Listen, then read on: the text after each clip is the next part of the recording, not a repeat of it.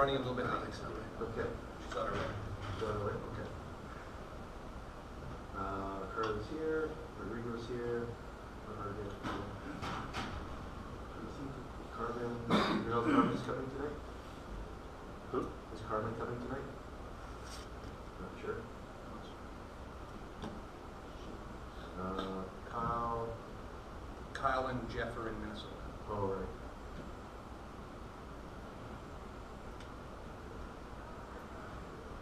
Alex, is she coming tonight? Heard anything? Haven't heard. Seems so. Jeff's on business. Ian's here. Daryl's here. And Peter's here. And Dixon's here. Okay. All right. So, sorry for not giving you more advance notice of the snow day. I was at the gym trying to get a workout in before I came to school, and I came out and it was just gotten the thing on the UBC website that it was closed. So I apologize if you guys are in. So what we're going to do is we're going to add a class on the 25th of March to make up for the last day. So we'll just continue where we were. I think you'll get a lot of value out of tonight because we're going to talk about just how you kind of track the conversion fault. So next week, so we're basically just following a weekly audit. So next week, which is the 4th, we'll do customer lifetime value. We'll discuss that as a topic, and then the week after that, we'll do the Rosewood case. And then what I think I'll do, is there anyone that has a work conflict that can't be here on the 25th of March? Because we're basically going to add a class at the end. I can either make the final exam the last class, which would be ideal, but if people know that they have a work conflict because they didn't plan to have class that night, they can't come in, then I would keep the final exam on the 18th, and what we could then do is we could do the sales forecasting tour stuff as the final week. That's a safer bet because there's nothing that can be tested on the sales forecasting stuff anyway. But then we can still cover that as so we cover all the stuff we know to cover, but your exam still stays on the 18th as planned. So that would be my preference. Yeah. Would it be possible to get the exam early like we did for our previous assignments? You can, yeah. Just because I'm actually away on the 11th, and I remember I'd asked if we could be, so March 4th, next Monday at the end of class, if we could have the exam. No problem doing that. The challenge will be doing the Rosewood hotel case. It'll help you understand how to apply customer lifetime value. So you can certainly work on it beforehand, but we kind of need to do that case so that you can understand how to structure it. And if you're going to be gone that week, what I would try to do is meet with you before you leave so that we can walk through that stuff together. Or you can just run, if you guys want to, I don't know how did the audio tape GoPro stuff work. Is it pretty good? There we go. Is that yours? Do you want to, do we tape that class and you share it with Monique so she's got the... Kind of figured we'd just do every one of them from now on. Okay. I'm fine with that. Great. I appreciate that. I think that would be best. If you want to meet before you, when do you leave for your trip? I'm like March 8th to the 15th. March 8th to the 15th. Okay, let me mark that.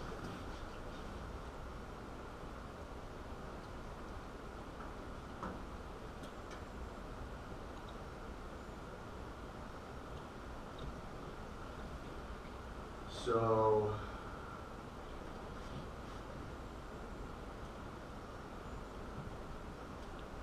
everything's, yeah, so you're going to miss Rosewood. And what's, the 8th is what day of the week? Friday. Friday. So you're gone Friday to Friday. So if you wanted to meet on the Wednesday or Thursday before you go, I'm happy to do that. But you'd have to front load everything. Is it next? Next Wednesday. Right. Okay. You give it some thought, but at least we'll have this thing taped. So I don't mind doing that if you're okay with meeting with me, because that way I feel more confident. Yeah. Okay. So you look at your calendar and send me a meeting request. If we could not do it on the Wednesday, because my wife has swimming and I have to be home with the kids, but I could make the Thursday. Should be able to make the Thursday. So if you want to send me to this week, so I've got it in my calendar. All right. Just to confirm, the sales forecasting that case is not directly associated No, with that's the sales forecasting stuff is stuff that I think is useful to know for your career, but will not be at all tested. Okay. So what we'll do is we'll follow this. Everything shifts. What I'll do is I'll rewrite it up and send it as an announcement so it's all clear. But essentially, today is the 25th, but we're doing this stuff. Then we'll do customer lifetime value next week, which will be the 4th. The Rosewood case moves to the 11th, and then we'll do the final exam on the 18th, and then we'll do the sales forecasting at the end. That sound good? So the format of the final exam will be very similar to Studio Tessier. That's one component where you're looking at the credit analysis and the ratio analysis stuff. And then part 2 will be a customer lifetime value scenario where I give you the information inputs and then you have to do the calculations. Okay. Alrighty. So my goal in looking at evaluating effectiveness is, given that you're in a sales or marketing role, being able to actually calculate an ROI on your, let's say, a campaign by campaign analysis. So let's say that you're going to do some advertising. Let's say that you're going to add a salesperson. Let's say that you're going to move into a new territory. Anytime you make a move, you kind of will look at, all right, what is the return on that campaign or the return on that strategy? And so I'll just give you lots of examples of how you can do that, including one that I've used. Like when I run LinkedIn campaigns to market this program, I'll show you the metrics that I measure and kind of how we calculated whether or not it's like worthwhile doing. So each of you have your own, what I would say, kind of sales process. And what I suggest you do is map it out sequentially in time. What are the activities that lead to you guys closing a deal? Some of you might be dealing with something that happens in a few days. Some of you might be something that runs over many, many months. And I've got a lot of experience where you're dealing with really, really long lead times, really long closure cycles, and it might be 18 months or longer from when you generate a lead to when you have an opportunity to kind of close a deal. So I just kind of give you guys a working rule of that. So I've got some slides prepared from some other talks that I've given, but essentially I just want this to be a really open working session. We've got lots of time for lots of questions, but I really want you to think about, like, how would you think about doing this for your own either your business or your business unit, your division, whatever it might be. Okay. And just ask lots of questions if it's unclear. All right. So we're going to talk about what we call the measurement paradox, where there's oftentimes a lot of claims that something works, but I think I may have mentioned to you guys in other coursework that, like, very early in my career, when I was about 21, 22,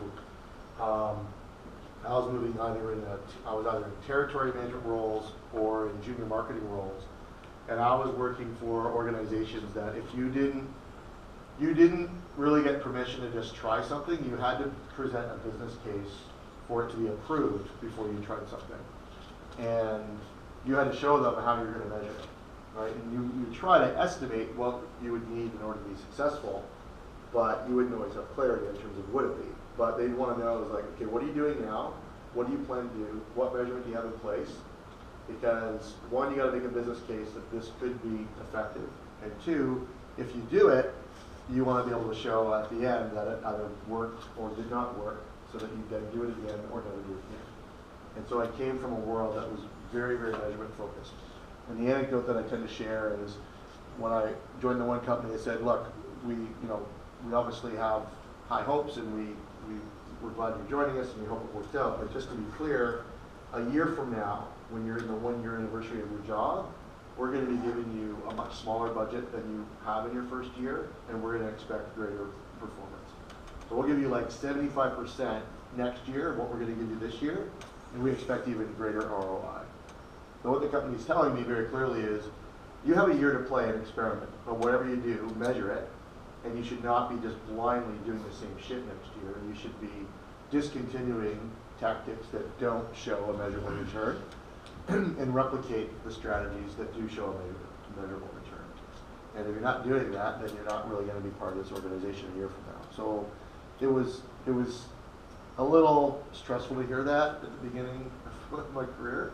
But what was nice was that I was dealing with a management that if you could show what you're doing work, they're very open-minded and they're willing to try new things. But if you can't structure a business case and make a reasonable argument that it would show a return and after fact show a return, then you're not going to continue that. It doesn't mean you're fired, but it's like, don't keep doing the same thing over and over again unless you know it works. Okay. How look the budget in the third year? I never made it that far. I never stayed in these places long enough, but generally, my guess is, well, it would oftentimes stabilize. But the whole point is, they're telling you from day one that you don't get to just do whatever you want. You got to show results. And if you can't show results, and it's like, you know, you're smart. Like, we'll give you degrees of freedom to try stuff, but don't just blindly go in. And you can never assume that something works. And that's what I want to get you guys away from. I stressed that a little bit last year, so there's one piece of this that we'll kind of see. So one of the things is then what to do about it. And so I'm going to talk about mapping your sales process. And I've been doing a fair amount of consulting in this in the last 2 years. I'm going to show you an example of a client that I've been working for, where not only do we map the sales process, but we also map what we call the path of purchase, the decision-making journey in a business-to-business environment where you had a lot of stakeholders. You had multiple stakeholders that influenced the outcomes. It was very complex. And I'll fill in that story a little bit. But basically, you have this company that's a leader in Canada. They've been in the United States for 20 years, never really done really well. And it's because they are kind of making the presumption that the Canadian market holds in the US environment. And it doesn't. But they've been kind of just doing the same thing over and over again. And we finally got strategic about it. And in about 18 months, went from being kind of ignorant to being a little bit more sophisticated about it. And they're starting now to show some really strong returns. And another 6 months from now, they'll even be better because we're really going to measure things. So I'll show you kind of how we put that in, and also just deal with like the kind of politics involved in that, and the organizational behavior and the change required for that. But this is kind of a best practice kind of list, so to speak. All right, so there's this article that I used, which is something I found online. They talk about viral marketing, the idea that, you know, there's stuff kind of online being talked about, and this stuff gets a lot of hype. But this one article talked about that 70% of marketers in this survey of marketing managers claim, right, that their online marketing efforts are successful. But when the firm then followed up with each of the managers in the survey and said, what evidence do you have that it was successful? Only 15% of the managers in the survey were able to actually show any measurable results, which basically tells you that 55% of these managers are claiming that their techniques are effective, but have no evidence that's effective. And that would not survive in the organizations that I started my career in. You'd be like, well, you basically had wishful thinking. I mean, you don't have any evidence, and then why do you think it's working? And so you guys might remember that last year I made reference to this article, and I think I gave it to you for reading as well as this week, just as background. But there's this one, this is me trying to do good animation. So it took me hours to come so I'll highlight this because I remember we talked about it in the fall of last year. But you kind of have two things going on in this strategy. So you have the manager's ability to measure effectiveness, and sometimes we have really good quantifiable measures. And other times the measures just aren't there and it's kind of fuzzy, right? You can't really show a cause and effect relationship.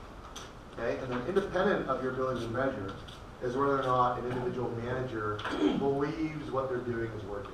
So they call that the subjective valuation. In other words, it's subjective from the manager's perspective. Is your technique, is your campaign effective or not? And you can either think that it's succeeding or have the belief that it's failing. So you can kind of be anywhere on this 2x2 matrix.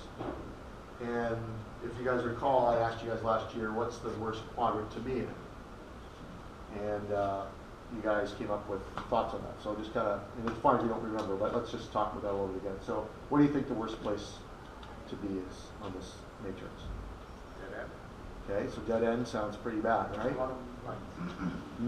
Naive optimist. So people either say dead end or naive optimist. So we have to think about, okay, well, which of these two would be the worst off? So if you're in the dead end, you've got a manager who thinks what they're doing isn't working, and the measures aren't very good because they're fuzzy. So it's hard to quantify what you're doing in terms of this work. Okay. So what would a manager who's in a dead-end position be motivated to do next step?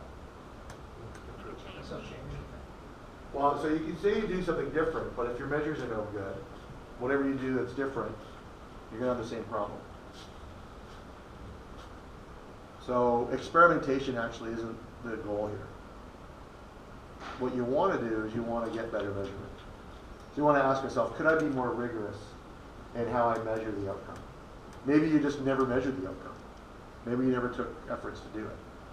And a lot of this just comes down to doing due diligence and just being like, I got to be really careful. Like, so for instance, in a retail environment, are you actually measuring traffic flow? Right? You could hire a high school student from co-op or an undergraduate student and just be like, all right, we're going to post you in the store. And you're just going to measure how many people walk in and out of here every single day for a week or 2 weeks. And we'll just look at, if you got a baseline, it's one thing I really want to advocate for, is before you implement a campaign, you need measurement.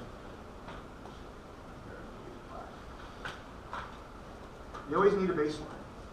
So if we kind of have time on an axis here, going this way, you need some measurement before you implement a campaign, just to get a baseline. That could be web traffic, that could be time. So in the web world, you've got all these metrics that you'll run next year to Victor, right?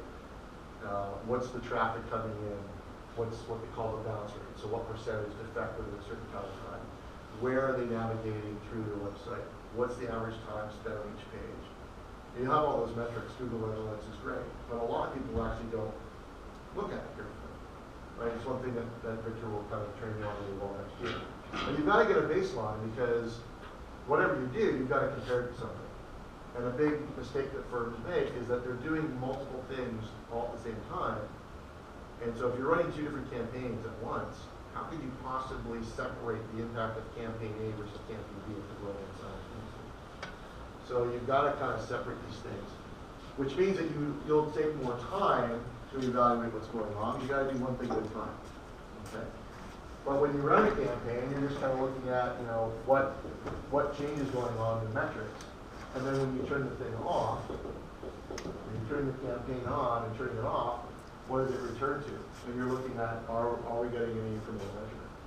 So an example of this was when I ran newspaper advertising, I would have I would run for this course, I would run ads in the Vancouver Sun and ads in the Vancouver Province.